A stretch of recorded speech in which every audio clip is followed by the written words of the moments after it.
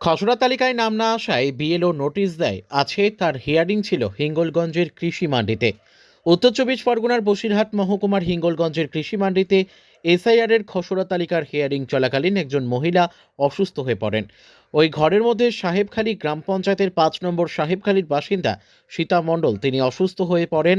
তাকে তড়িঘড়ি হিঙ্গলগঞ্জের বিডিও দেবদাস গাঙ্গুলির ও হিঙ্গলগঞ্জের পুলিশ প্রশাসনের তৎপরতায় স্যান্ডেলবিল গ্রামীণ হসপিটালে ভর্তি করা হয়।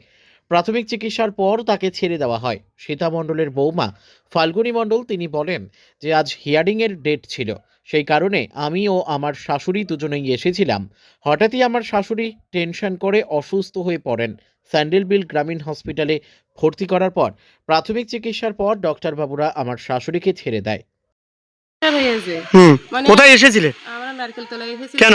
ওই লোগো তো hearing এ এসেছিলাম। কিসের হায়ারিং? ওই যে নামের ভুল, হ্যাঁ, তাই বাড়িতে নোটিশ দিয়ে এসেছিল হুম। আর বলছে যে ওখানে চল। হেয়ারিং হবে, হেয়ারিং এ যাওয়া। হুম, তা আমরা হেয়ারিং এ এসেছি, এসে ওরা পুলিশরা বলছে কি যে তুমি বাইরে থাকবা, বাড়ির লোক বাইরে থাকবা, তোমার শাশুড়ি একা যাবে। আমি না, আমার শাশুড়ি ভয় করে, আমি সঙ্গে যাবো। তা বলছে না, কোনো বাড়ির লোকের কোনো এলাও নেই। এইবারে আমার শাশুড়ি একটু ভয় মতো করে, হ্যাঁ টেনশন করে, টেনশন থেকে আমার শাশুড়ির প্রেশার হয়ে গেছে। কোথায় নিয়ে এলে এখন এটা? আমি নিয়ে এসেছিলাম ওই 9 নম্বর হসপিটাল। এখন সুস্থ আছে তো? এখন মোটামুটি সুস্থ আছে।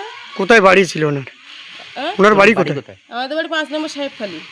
কি নাম ওনার? সীতা মণ্ডল। আপনার নাম? আমার নাম ফাল্গুনী মণ্ডল।